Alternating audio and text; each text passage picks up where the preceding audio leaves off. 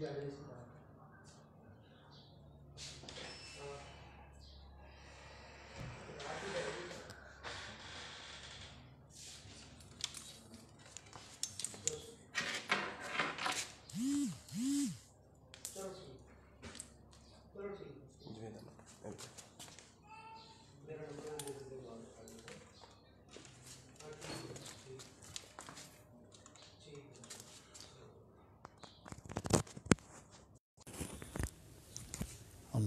اکبر اللہ اکبر.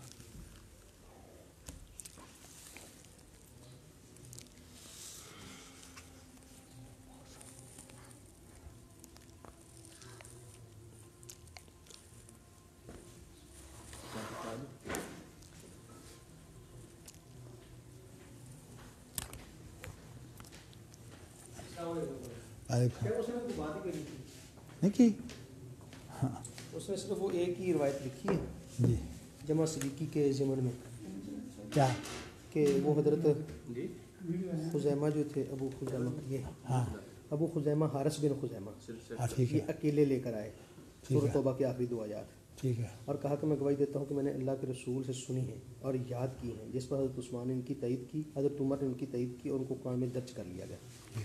آگے جو حضرت عثمان کا انہوں نے کیا نا جی وہ صرف 2 لائنوں میں پورا کر دیا اسی کاپی کو منگوایا اور انہوں نے اس سے کاپی کر کے آگے بھیج دیا بس خزیمہ بن ثابت والی بات ہی نہیں کی. بات کی نہیں اس نے. یہ جو ہے دوسرا مرلہ جمع صوتی اس کو آپ نے پڑھا ہے اس کے اندر شاید یہ تو اصل میں یہ جمع صدیقی اور عثمانی میں فرق ذرا پڑے نا کہ ابو بکر کے جمع کرنے کا مقصد قرآن کو زیادہ سے بچانا تھا جبکہ حضرت عثمان نے اس لیے جمع کیا کہ قرآن مجید کے متعلق مسلمانوں کے مابین آئندہ ہونے والی نزاع ختم ہو جائے. جی ٹھیک ہے جی. حضرت ابوبکر صدیق نے قرآن کو مصحف مختلف اجزاء صحف کی صورت میں جمع کیا تھا جبکہ حضرت عثمان نے اسے ایک مصحف کی صورت میں بین الدفتین جمع کر دیا. ٹھیک ہے. ابوبکر صدیق نے جمع کرتے وقت ترتیب و صور کا خیال نہیں رکھا تھا جبکہ عثمان نے صورتوں کے طوال معین اور مفصل کے اعتبار سے جمع کیا. ابوبکر صدیق نے مختلف اشیاء سے قرآن کو جمع کیا. یہ معین ہے طوال معین یہ غلط لکھا ہوا ہے معین مفصل کے اعتبار سے مرتب کر دیا. حضرت ابوبکر صدیق نے مختلف اشیاء سے قرآن مجید کو جمع کیا جبکہ حضرت عثمان نے اسی جمع شدہ قرآن کی نقول تیار کر کے مختلف علاقوں میں بھیجی. بس جمع صوتی بھی آپ نے میرے خیال بھی پڑھی اس کو بعد میں پڑھ لیں کوئی نہیں. اس کو ایسا ہے ذرا آج میں جو سوالات پیدا کروں گا نا اس کے بارے میں فہد اللہ سے بات کریں. فہد اللہ کا فون نمبر میرے خیال میں ہے یہاں لڑکوں کے پاس. اچھا اس سے بات کریں کہ اس کا کیا جواب ہے. ابھی میں نے آپ کے سامنے وہ نقطے جو پیدا ہوتے ہیں نا اس میں سوال کی صورت میں ان کے بارے میں نے آپ سے بات ابھی نہیں کی. میں نے تو صرف آپ سے اتنی بات اس لیے کی تھی تاکہ کم از کم آپ کو پتہ ہو کہ اس میں آپ نے دیکھنا کیا ہے. جی جی جی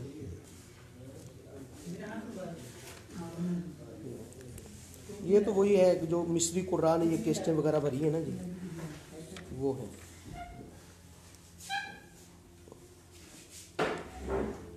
چلو میں مزید اس کو دیکھتا ہوں. اس کو آپ ذرا اس مضمون کو دوبارہ دیکھیں اور پھر آپ ایسا کریں کہ اس کا فون نمبر لے کر میرے پاس آئیں اور میرے پاس بات کریں. میں بھی اس سے بات کروں گا جی تاکہ صحیح سوال جو ہے نا سامنے آ جائے.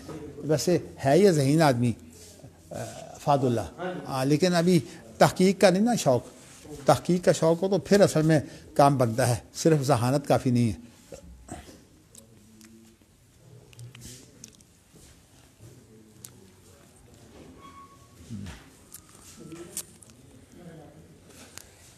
اللہ اکبر اللہ اکبر اللہ تیرا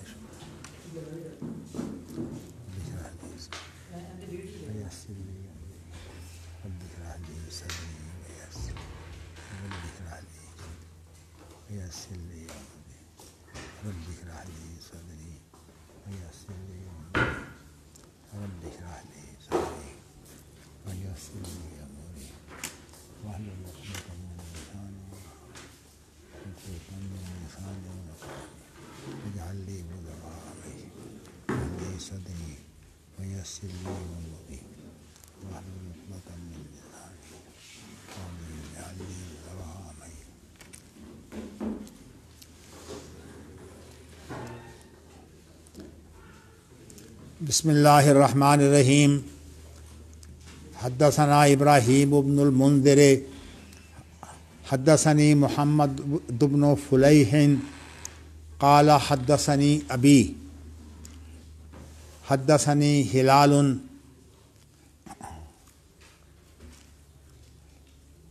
अन अता इब्न यसारिन अन अबी हुरैरता अन नबी सल्लल्लाहु अलैहि वसल्लम क़ाल मन आमन बिल्लाहि व रसूलिही व अक़ामस सलाता व साम रमज़ाना कान हक़्क़न अलल्लाहि अन युदखिलहुल जन्नह हाजर फ़ी सबीलिल्लाहि औ जलस फ़ी अर्ज़िहिल्लती वुलिद फ़ीहा क़ालू या रसूलल्लाह अफ़ला नुनब्बिउन नास बिज़ालिक क़ाल इन्न फ़िल जन्नति मिअत दरजतिन अअद्दहल्लाहु लिल मुजाहिदीन फ़ी सबीलिही कुल्लु दरजतैन मा बैनहुमा कमा बैनस समाई वल अर्ज़ फ़इज़ा सअल्तुमुल्लाह फसलूहुल फ़िरदौस फ़इन्नहु औसतुल जन्नति व आलल जन्नति व फ़ौक़हु अर्शुर रहमान व मिन्हु तफज्जरु अनहारुल जन्नह। तर्जुमा ये है कि यहाँ मोहम्मद इब्न फुलै का ज़िक्र आया था तो उसने अपने बाप से रवायत की है। बाप से मुराद फुलै है और वो जो फुलै है वो फिर हिलाल से रवायत करता है। चलिए जो हदीस है वो अबू हुरैरा रज़ी अल्लाह ताला अन्हु की है और हदीस नबी अकरम सल्लल्लाहु अलैहि वसल्लम से वो मरफ़ूअन बयान कर रहे हैं। और आपने फरमाया कि जो शख्स अल्लाह पर ईमान लाता है और उसके रसूल पर ईमान लाता है और नमाज को कायम करता है, रमज़ान के रोज़े रखता है, अल्लाह पर यह हक़ है कि अल्लाह उसे जन्नत में दाखिल करें। हाजरा फ़ी सबीलिल्लाह है वो अल्लाह के रास्ते में हिजरत करे या उसी ज़मीन में बैठा रहे जिसके अंदर उसे जो है पैदा यानी जिसमें उसकी वलादत हुई है। क़ालू या रसूल अल्लाह, तो अल्लाह के रसूल ने उन्होंने कहा कि अल्लाह के रसूल अफ़ला नुनब्बिउन नासा बिज़ालिका, क्या हम लोगों को इसकी ख़बर न दे दें। तो आपने क्या फरमाया? आपने फरमाया इन्न फ़िल जन्नति मिअत दरजतिन अअद्दहल्लाहु लिल मुजाहिदीन फ़ी सबीलिही कुल्लु दरजतैन मा बैनहुमा कमा बैनस समाई वल अर्ज़। जी फ़इज़ा सअल्तुमुल्लाह फसलूहुल फ़िरदौस फ़इन्नहु औसतुल जन्नति व आलल जन्नति व फ़ौक़हु अर्शुर रहमान व मिन्हु तफज्जरु अनहारुल जन्नह।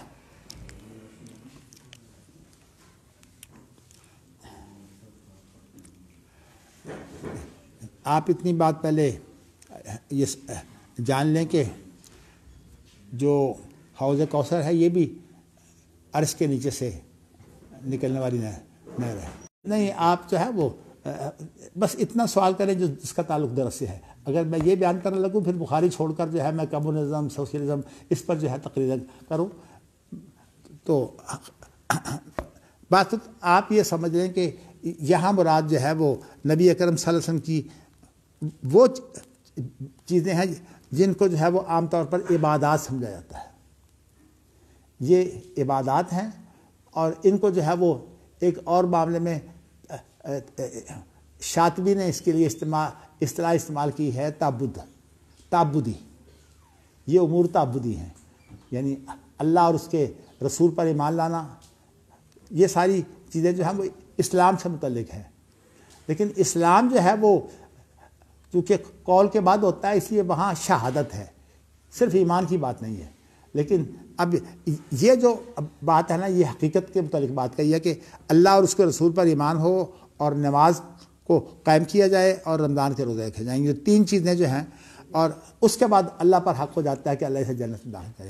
ये नमाज पढ़ना, रोज़े रखना, ये शहादत के क्या मुकाम नहीं, शहादत जो है वो मुँह से ज़रूरी है। मुँह से देने के बाद और मुँह से जब शहादत दी जाती है तो उसका मतलब ये होता है कि मेरे दिल में यही है। شہادت نہیں، میں آپ کو شہادت کا آپ اتنا فرق سمجھ رہے کہ ایک ہوتی ہے خبر اور ایک ہوتی ہے شہادت، ان دونوں کا فرق کیا ہے؟ خبر میں تو ایک بات جو ہے وہ بیان کر دی جاتی ہے، وہ ہمارے اندر کیا ہے، حقیقت جو ہے وہ جھوٹ ہے، یہ سچ۔ شہادت میں یہ بات نہیں ہوتی۔ شہادت کے اندر یہ کہا جاتا ہے کہ میرے دل میں یہ بات ہے اور یہ بات جو ہے یہ واقعہ کے مطابق ہے۔ اس کے اندر دو چیزیں ہوتی ہیں کہ دل میں بھی ایک بات ہے اور واقعہ کے مطابق یہ اس کی کیفیت ہوتی ہے، تو اس کو کہتے ہیں شہادت۔ اذا جاءک المنافقون قالوا نشهد انک لرسول اللہ واللہ یعلم انک لرسول واللہ یشہد ان المنافقین لکاذبون۔ تو یہاں شہادت کی بات کی ہے کہ منافق آ کر کہتے ہیں کہ تو اللہ کا رسول ہے، اللہ بہت اچھا جانتا ہے کہ تو اللہ کا رسول ہے، لیکن اللہ یہ شہادت دیتے ہیں کہ منافق جھوٹے ہیں۔ شہادت میں جھوٹ نہیں ہوتا؟ نہیں، شہادت میں جھوٹ تو ہوتا ہے، لیکن وہ یوں باور کرایا جاتا ہے کہ میں دل کی بات کر رہا ہوں۔ نہیں، ایک اور بات بھی ہے کہ اس میں یہ بھی ہوتا ہے کہ واقعہ کہ میں واقعہ کے مطابق بات کر رہا ہوں، یعنی شہادت کے اندر جو ہے یہ بات ہوتی ہے واقعہ کے مطابق بات کرنا۔ اسی لیے گواہی جھوٹی تو ہو سکتی ہے، اسے کہیں گے گواہی، لیکن جھوٹے کا معنی یہ ہے کہ اس نے واقعہ کے مطابق جو اصل بات تھی وہ نہیں کی۔ تو خبر اور شہادت کا جو فرق ہے، امام شافعی نے اس کو رسالہ میں بڑی اچھی طرح بیان کیا ہے۔ انہوں نے بتایا کہ جو ہے شہادت کے اندر عورت نہیں آتی، صرف مرد ہوتا ہے، لیکن روایت کے اندر عورت بھی آتی ہے مرد بھی آتا ہے، دونوں برابر ہوتے ہیں۔ اور اسی طرح فتویٰ کے اندر عورت ہو یا مرد ہو دونوں برابر ہیں، لیکن شہادت کے اندر یہ چیز نہیں ہے۔ تو اس طرح فرق بیان کیے ہیں۔ شہادت کے اندر ایک عدد کی بھی اہمیت ہے، جبکہ خبر کے اندر عدد کی کوئی اہمیت نہیں ہے اتنی زیادہ۔ تو چلیے، بات جو ہے وہ اتنی زیادہ ہوتی ہے کہ میرا دل چاہتا ہے ذرا کئی مسائل ایسے ہیں جو میرے نزدیک بہت زیادہ اہم ہیں۔ تو یہ اللہ تعالیٰ نے مزاج دیا ہوا ہے کہ میں جب کسی چیز کو پڑھاتا ہوں تو اس کے بارے میں اپنی صحت اور عمر کے باوجود جو ہے وہ پوری تحقیق سے پھر ایک چیز جو ہے وہ پہلے مطمئن اپنے آپ کو کرتا ہوں، پھر اس کے بعد جو ہے کسی کو بتاتا ہوں۔ ورنہ یہ ہے کہ غلط بات ہی میں بتا دوں تو اس کا معنی یہ ہے کہ میری بجائے وہ ہزاروں تک غلط بات ہی پھیل جائے، میں اس کا ذمہ دار نہیں بننا چاہتا۔ چلیے، یہ بات تو ہو گئی۔ اچھا، اس کے بعد اب مراحل آتے ہیں کشمکش کے۔ یہ جو کشمکش ہوتی ہے نا، یہ اجتماعی معاملہ ہے۔ تو جو اجتماعی معاملات ہوتے ہیں ان کے اندر انفرادی ذمہ داری کی بجائے زیادہ اہمیت جو ہے وہ اجتماعی ذمہ داری کی ہوتی ہے۔ آپ کو میں وہی کہنا چاہتا ہوں جو آپ نے توبہ، اجتماعی توبہ کی بات کہی ہے نا، وہ اللہ کے عذاب کو ٹالنے کے لیے ہے۔ اللہ کے عذاب ٹلتے ہیں تو اجتماعی توبہ سے ٹلتے ہیں، انفرادی توبہ سے نہیں ٹلتے۔ چلیے، تو جو اجتماعی معاملات ہیں اس کی ابتدا جو ہوتی ہے نا، وہ اصل میں ہوتی ہے کشمکش سے۔ یہ جو حق پر ہوتے ہیں وہ کشمکش میں تو نہیں پڑتے، لیکن حالات ایسے بنا دیے جاتے ہیں کہ ان کو، اب آپ بتائیے کہ نبی اکرم صلی اللہ علیہ وسلم نے مکہ مکرمہ میں کسی کو مارا ہے؟ کسی کے ساتھ آپ نے زیادتی کی ہے؟ بلکہ آپ تو وہ جو حلف الفضول ہے جو آپ نے اپنے تایا زبیر کے ساتھ اس میں شرکت کی تھی، آپ اس پر فخر کیا کرتے تھے۔ آپ تو اس کا دھیان رکھنے والے تھے، انک تحمل الکلب و تکسب المعدوم و تقری الضعیف و تصدق الحدیث و تعین علی روائب الحق۔ اس کے متعلق بھی مجھے کچھ تفصیل کرنی ہے، لیکن اس کے لیے میں اس انتظار میں ہوں کہ ہم حدیثوں میں آئیں جہاں جہنم سے لوگوں کو نکالا جائے گا۔ تو اس لیے آپ مجھے خاص طور پر، میں نے کہا تھا خیر و شر اور حق و باطل کا جو فرق ہے نا، آپ مجھ سے سوال کیجیے گا، میں انشاءاللہ واضح کروں گا۔ جی چلیے، وہ تو وہاں آئے گی نا، بھی حدیثیں وہ کافی آگے ہیں۔ چلیے، یہاں یہ ہو رہا ہے کہ جب کشمکش ہو جاتی ہے لوگوں کی طرف سے، کافروں کی طرف سے، تو اس وقت پھر کیا ہوتا ہے کہ انسان اگر مضبوط ہے تو اس کے لیے یہ لازمی ہے کہ وہ جو ہے وہ حق کو پھیلانے کی کوشش کرے. تو یہاں میں آپ کو اتنا فرق بتا ہی دیتا ہوں. خیر کے کام جو ہوتے ہیں نا ان کے لیے ضروری نہیں ہوتا کہ وہ حق و باطل ہوں. خیر جو ہے وہ اپنی تعریف کے اعتبار سے تھوڑی سی حق و باطل سے الگ چیز ہے. اس کی اگر آپ مثال سمجھنا چاہیں تو سورۃ بلد جو ہے وہ اس کی اچھی مثال ہے کہ لقد خلقنا الانسان فی کبد. کبد سے مراد یہ ہے کہ جگر کے اندر برداشت ہوتی ہے، اس لیے ہم نے انسان کو بڑی یعنی مضبوط جو ہے برداشت میں پیدا کیا. مراد یہاں یہ ہے کہ اتنی کشمکش جو ہے وہ سخت ہوتی ہے کہ انسان کا جو جگر ہے اس سے متاثر ہوتا ہے. تو کہتے ہیں فلاں کا جگرہ بہت بڑا ہے. ایک مضبوط آدمی کا جگرہ جو ہے وہ کہتے ہیں بڑا ہوتا ہے. چلیے تو میں آپ کو دلیل دینا لگا تھا خیر و شر کی اور حق و باطل کی. جی اب یہ دیکھیے نا کہ نبی اکرم صلی اللہ علیہ وسلم نبوت سے پہلے جو ہے وہ یہ جتنی باتیں جو حضرت بتائی ہیں خدیجہ نے، یہ تمام کی تمام باتیں جو ہیں وہ نبوت سے پہلے آپ کے اندر موجود تھیں. نبوت آپ کے یہاں موجود نہیں تھی. اور وہ کیا ہے کہ انک تحمل الکل، جس پر بوجھ ہو اس کا بوجھ آپ بانٹتے ہیں. وتکسب المعدوم یا تکسب المعدوم، جس کے پاس کوئی چیز نہیں ہوتی اس کو آپ کما کر دیتے ہیں یا کسی کے لیے روزگار یعنی مہیا کر دیتے ہیں. وتقر الضیف، اور مہمانوں کی آپ خدمت کرتے ہیں. وتصدق الحدیث، اور آپ بات کرتے ہیں تو سچی کرتے ہیں. وتقر الضیف وتعین علی نوائب الحق، اور حق کے معاملے میں جو تکلیفیں ہوتی ہیں. اب یہ حق جو ہے یہ وہ حق نہیں ہے جو وہی سے، یہ جو حق معروف ہوتے ہیں جو پہلی نہیں یہاں خیر کے معنی میں نہیں ہے. اصل میں پہلی نبوتوں کی کچھ چیزیں جو ہیں وہ باقی ہوتی ہیں، کیونکہ یہ قریش مکہ جو ہیں یہ ابراہیمی دین کا دعویٰ کرتے تھے نا. تو جو حق کی باتیں ہیں وہ پہلی شریعتوں میں موجود تھی. تو یہ اب دیکھیں نا طواف بھی کرتے تھے، بیت اللہ کی خدمت بھی کرتے تھے.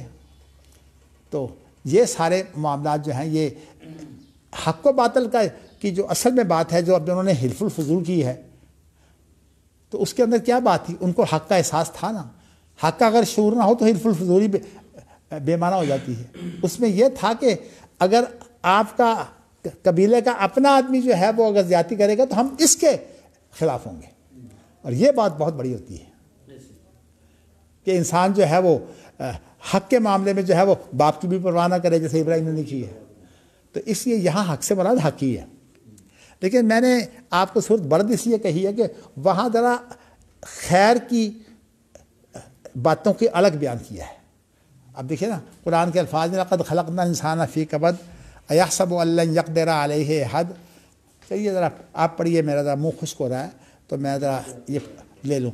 آپ پڑھیے ذرا آہستہ آہستہ پڑھیے. لقد خلقنا الانسان فی کبد.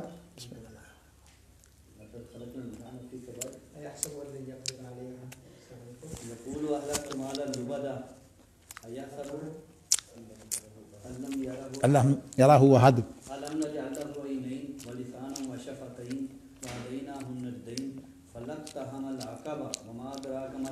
یہاں دا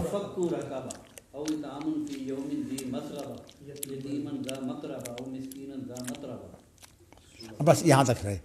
یہ خیر ہے سب، شر کے مقابلے میں یہ خیر ہے.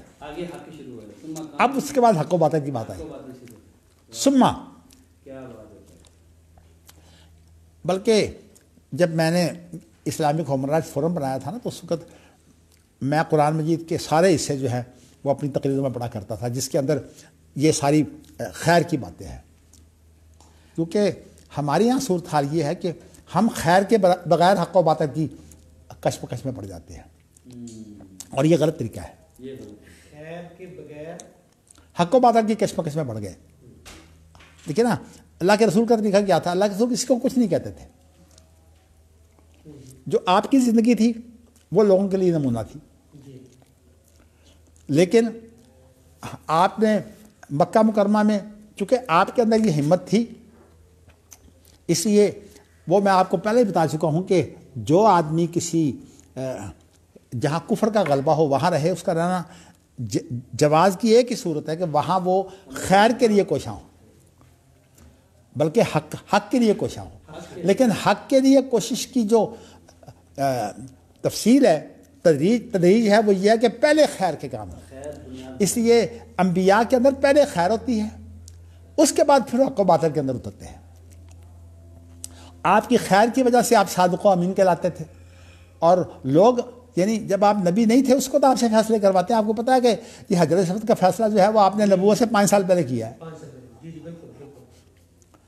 اور اگر اتنا بڑا فیصلہ وہ آپ سے کروا رہے ہیں تو چھوٹے تو بلاولا کرواتے ہو۔ جی ہاں، اب میں آپ کو بتانا چاہتا ہوں کہ یہ ہمارے جو مسلمانوں نے جو صورتحال بنا دی ہے نا اس وقت دعوت کے نام پر، تبلیغ کے نام پر، وہ حقیقت میں جو ہے وہ تھوڑی سی یہ بات تبلیغی جماعت میں پائی جاتی ہے کہ وہ پہلے کسی کو دعوت نہیں دیتے جب تک اس کے ساتھ حسن سلوک نہ کریں، اس کی عزت نہ کریں، بلکہ ان کو حکم ہے کہ علماء سے آپ نے بات نہیں کرنی، لیکن ساتھ ہی یہ ہے کہ آپ نے علماء کی عزت کرنی ہے تاکہ علماء آپ کے مخالف نہ ہوں۔ یہ ان کی حکمت عملی ہے۔ تو نہیں، خیر کا کام تو ہوتا ہے۔ آپ کو بتاؤں کہ وہ گھر گھر میں جو جانا ہے وہ چھوٹی سی چیز نہیں ہے۔ ایک آدمی کے بعد اگر 10 دفعہ جائیں گے تو وہ اس نے 9 دفعہ تو آپ کو ٹال دیا، اسے جا کے ایک ہی بات کہتے ہیں کہ آج کچھ لوگ اللہ اور اس کے رسول کی باتیں کرنے کے لیے آئے ہوئے ہیں مسجد میں، آپ ذرا مسجد میں آ جائیے۔ اس لیے میں نے چونکہ عملاً ان کے ساتھ یہ کام کیا، اس لیے میں سمجھتا ہوں کہ یہ جو مسجد تک بلانے کا جو طریقہ کار ہے وہ بڑا عمدہ ہے۔ اچھا، ایک دوسری بات اور بھی ہے، اخلاقیات کا بہت اعلیٰ مظاہرہ کرتے ہیں۔ وہ جو بعد میں جو سختی اصل میں آتی ہے نا، وہ اس وقت آتی ہے جب کہ وہ سمجھتے ہیں کہ علماء ہمارے درمیان میں دخیل نہ ہوں۔ جب علماء دخیل ہوتے ہیں پھر ان کے اندر سختی آتی ہے، وہ رویہ پھر اختیار کرتے ہیں، چھوڑیے آپ کا ہمارے ساتھ کوئی تعلق نہیں، ہم باسوں میں پڑھتے ہی نہیں ہیں۔ لیکن عملی طور پر صورتحال یہ ہے کہ انہوں نے ایک فقہ متعین کی ہوئی ہے دور حاضر کی، اور اس فقہ کو جو ہے وہ اتنی زبردست تقلید سے جو ہے وہ اختیار کرتے ہیں کہ اور مقلدین اتنے سخت نہیں ہوتے۔ اس لیے جو آدمی تبلیغی جماعت میں چلا جاتا ہے اس کے بارے میں لوگ کہتے ہیں کہ یہ کسی کی بات قبول نہیں کرتا، اس لیے کہ اس کے ذہن میں یہ ہوتا ہے کہ میں تو بہت نیک ہوں اور یہ سارے برے ہیں۔ جب انسان کے ذہن میں یہ ہو کہ میں نیک ہوں باقی سارے برے ہیں، وہ کیوں کسی کی بات سنے گا؟ بروں کی بات کیوں سنے؟ جی ہاں، تو اس لیے تبلیغی جماعت کے اندر یہ چیز سب سے پہلے میں نے دیکھا کہ ان کے جو بڑے ہیں ان کے اندر پیدا ہوتی ہے، وہ اپنے آپ کو کچھ سمجھتے ہیں۔ اور یہ بات جو خاص طور پر میں نے آپ کو بتائی تھی نا کہ ہمارے بڑے تو ہر روزے پر جا کر جو ہے وہ حدیث لے آتے ہیں، ہمیں کیا ضرورت ہے حدیثوں کی؟ چلیے بات دوسری طرف نکل جائے گی۔ میں نے آپ کو بتانا تھا، نہیں آپ مجھے پتا کہ جو سوال کریں گے نا اس سے میں مضمون سے باہر نکل جاؤں گا۔ نہیں، یہ مطلب کا موضوع ہے۔ ہاں، یہ منہاج دعوت کا پہلا حصہ ہے ہی خیر و شر۔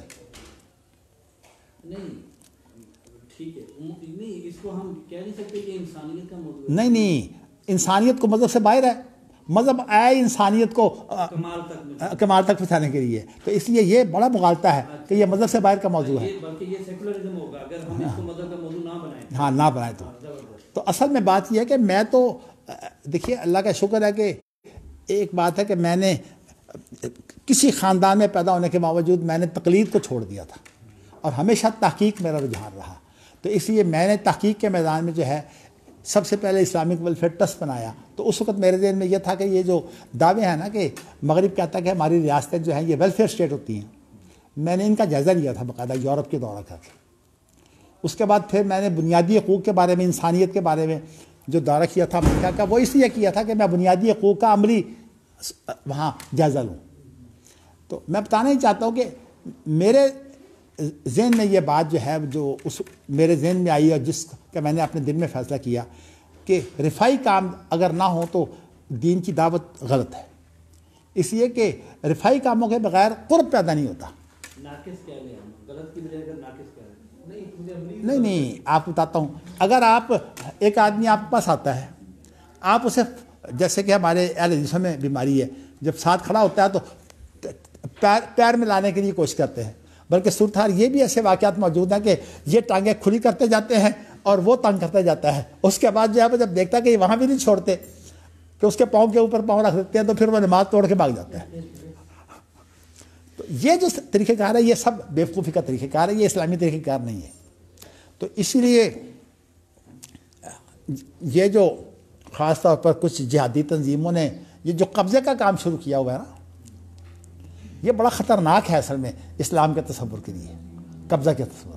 اس لیے قبضے سے تو نفرت پیدا ہوتی ہے، آپ قبضہ گروپ ہیں۔ اگر لوگوں کے اداروں پر قبضہ کریں گے وہ آپ کو جو ہے وہ کیا شاباش دیں گے؟ ہاں جی۔ صورتحال یہ ہے کہ جہاں کہیں مسجد بنتی ہے، کوئی ادارہ بنتا ہے، ان کی کوشش ہوتی ہے کہ کس طرح ہمارے آدمی وہاں پہنچ جائیں، بلکہ ان کا جو امیر ہے اس کی تو صورتحال یہ ہے کہ وہ باہر جا کر دعا کر دیتا، کہتے ہیں جی بس ہمارا قبضہ ہو گیا، امیر اندر بھی داخل نہیں ہوتا۔ میں کچھ دن پہلے اسلام آباد گیا تھا تو میں 2-3 مسجدوں کا یہی معاملہ تھا کہ وہ مسجدیں جو ہیں وہ ان کی جہادی گروپ کی ملکیت سمجھی جاتی تھی، اور اس کے اندر صورتحال یہ تھی کہ جو لوگ تنخواہیں لے رہے تھے ان کا کوئی تعلق ہی نہیں تھا مسجدوں سے۔ وہ جو اب سلسلہ کا نیا شروع ہو گیا نا، جو طبقہ ہے نا عام طور پر منتظمین کا، ان کی تنخواہیں سرکار دیتی ہے، تو اب بات لمبی ہو جائے گی۔ تو کہنے کا مقصد میرا یہ ہے کہ یہ جہادی نعرے لگانے والوں کو سب سے پہلے یہ سوچنا چاہیے کہ ہمارا پہلا کام ہے وہ یہ ہے کہ ہم باقاعدہ خیری جو ویلفیئر کے کام ہیں ان کو اہمیت دیں۔ اور جب جہادی تنظیموں نے یہ ویلفیئر کے کام شروع کیے تو میں نے ان کی بڑی حوصلہ افزائی کی تھی، میں نے کہا تھا اب آپ صحیح جگہ پر آئے ہیں۔ لیکن اگر مذہب کو چھوڑ کر خیر و شر کا نعرہ لگایا جائے جیسے کہ اقوام متحدہ کرتا ہے یا کافر کرتے ہیں، نہیں، میں آپ کو بتاتا ہوں اس کے لیے جو آپ کو آیا تھا نا، آپ خیر و شر کا، حق و باطل کا اگر مقابلہ کریں گے نا تو حق و باطل کا مقام جو ہے وہ بلند ہوگا۔ وہ اس لیے کہ خیر و شر جو ہے نا یہ اس کی تمہید ہے۔ اسی لیے قرآن کی یہ آیت جو ہے اجال تم سقایت الحاج و عمارت المسجد الحرام کمن آمن باللہ والیوم الآخر وجاہد فی سبیل اللہ لا یستوون عند اللہ، یہ آیت بڑی اہم ہے حق و باطل کے سلسلے میں، خیر و شر کے سلسلے میں تقابل میں۔ آپ نے فرمایا سقایا جو ہے یہ بہت نیکی کا کام ہے، یعنی عبادت کے لیے جو لوگ آتے ہیں ان کو پانی پلانا، اور بیت اللہ کو جو ہے وہ آباد رکھنا، یہ کوئی چھوٹا کام ہے؟ اب وہ لوگ جو کہنے کو تو یعنی مسلمانوں کی نظر میں تو کافر ہیں، لیکن یہ کام جو ہے قریش کرتے تھے، اور انہوں نے کہا کہ یہ کام ہم جو ہے وہ یہ کم خیر کے کام ہے، یہ بھلائی کے کام نہیں ہے۔ جیسے تو اس لیے قرآن مجید نے کہا کہ ہے یہ بھلائی کا کام، لیکن حق و باطل کا جو مسئلہ ہے اس کے یہ برابر نہیں ہے۔ لیکن اس سے یہ نہ سمجھیں کہ یہ حق و باطل سے کوئی باہر کی چیز ہے، بلکہ یہ حق و باطل کی تمہید ہے، میں نے اس لیے لفظ تمہید بولا ہے۔ اور قرآن مجید کی یہ جو سورۃ بلد میں نے پڑھی ہے اس کے اندر جو ثم کان من الذین آمنوا وتواصوا بالصبر وتواصوا بالمرحمہ، یہ ثم کے لفظ سے بیان یہ کیا ہے کہ آپ نے جو اسلام کی دعوت ہے وہ خیر کے کام کرنے کے بعد دینی ہے۔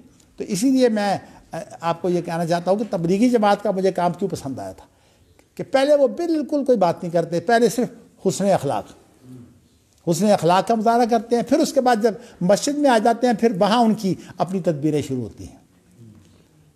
اور وہاں ہوتا کیا ہے کہ جن لوگوں نے ہر مسجد کے اندر وہ لوگ آ جاتے ہیں 2-4، اور انہوں نے جب کوئی وہ کہتے ہیں نا بھی ہفتہ دینا ہے کہ 40 دن دینے ہیں کہ 9 مہینے دینے ہیں، تو اس کے اندر سب سے پہلے وہی لوگ ہوتے ہیں ٹائم دینے والے۔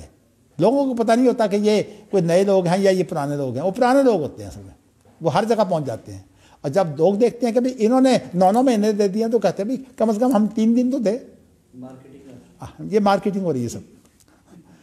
لیکن میں آپ کو بتاؤں کہ یہ بری چیز نہیں ہے، لیکن ایک بات جو ہے نا کہ اس کو حق سمجھ لینا کہ یہی طریقہ ہے اور کوئی طریقہ نہیں ہے، یہ غلط ہے۔ بھائی مولانا الیاس میواتی سے پہلے تو یہ طریقہ تھا ہی نہیں، تو اس لیے آپ یہ کہیں کہ اس سے پہلے جو 1200 سال گزر چکے ہیں وہ سارے کا سارا جو تھا وہ غلط ہی تھا۔ یہ اصل میں جو صورتحال ہے اس نے خراب کر دی ہے۔ چلیے ہجرت کی میں نے اس لیے بات کہی ہے کہ ہجرت بھی جو ہے وہ پہلے انسان کا کام یہ ہے کہ کشمکش سے نکل جائے، لیکن اس کے لیے 2 طرح کے لوگ ہوتے ہیں۔ ایک وہ لوگ ہوتے ہیں جو کشمکش کو برداشت نہیں کر سکتے، ان کے حالات ایسے ہوتے ہیں جیسے غلام ہیں، کمزور لوگ ہیں، اور یہی وجہ کہ نبی اکرم صلی اللہ علیہ وسلم نے جو کمزور لوگ تھے، غلام تھے، ان کو اجازت دے دی تھی کہ آپ ہجرت کر جائیں، اور انہوں نے صرف 5 سال کے بعد جب آپ نے کھل کر جو ہے وہ اعلان کیا ہے، یہ لوگ ہجرت کر گئے تھے۔ تو اس کے بعد نبی اکرم صلی اللہ علیہ وسلم جو ہے وہ مزید جو ہے وہ 8-9 سال جو ہے وہ مکہ میں رہے، کیونکہ آپ کا جو کام تھا وہ یہ کیا تھا کہ آپ نے حق بتانا تھا، اور پھر آپ کو جو ہے وہ انہوں نے تدبیریں کی تھی کہ میرا خاندان مجھے سپورٹ کرے۔ ابو طالب موجود تھے، حضرت خدیجہ موجود تھی، پھر اس کے بعد یہ 10ویں ہجری میں جو ہے وہ دونوں فوت ہو گئے، خدیجہ بھی فوت ہو گئی، ابو طالب بھی۔ اس سے پہلے وہ جو ہے اس کو کیا بولتے ہیں بھئی شیب ابی طالب کا واقعہ بھی ہو چکا تھا، اور اس سے پہلے جو ہے وہ معراج کا واقعہ بھی ہوا ہے۔ معراج کا واقعہ جو ہے یہ بھی کہتے یہی ہے، اس کی تاریخ کوئی متعین نہیں ہے، کہتے یہی ہے کہ یہ بھی 10 ہجری کا واقعہ ہے، کہتے ہیں اس کے فوراً بعد۔ یا لیکن اب ظاہر ہے کہ اس کے لیے انہوں نے تو تاریخ بھی مقرر کر لی ہے 27 رجب، تو اب آج جو ہے میرے خیال میں 16 رجب ہے، تو صرف 11 دن رہ گئے ہیں معراج کے لیے۔ لیکن میں آپ کو بتانا چاہتا ہوں کہ یہ تاریخی طور پر چیزیں ثابت نہیں ہیں، اس لیے ہم تو اتنا جانتے ہیں کہ معراج ہوا ہے۔ تو کہنے کا مقصد میرا صرف اتنا ہے یہاں آپ کو بتانا کہ وہ ہجرت کرتا کہ نہیں کرتا۔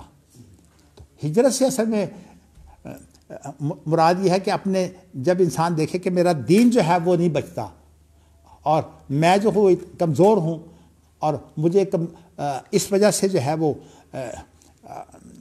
یہاں رہنا پڑے گا، تو ان کے لیے پھر ہجرت کا اصول ہے کہ وہ ہجرت کرے۔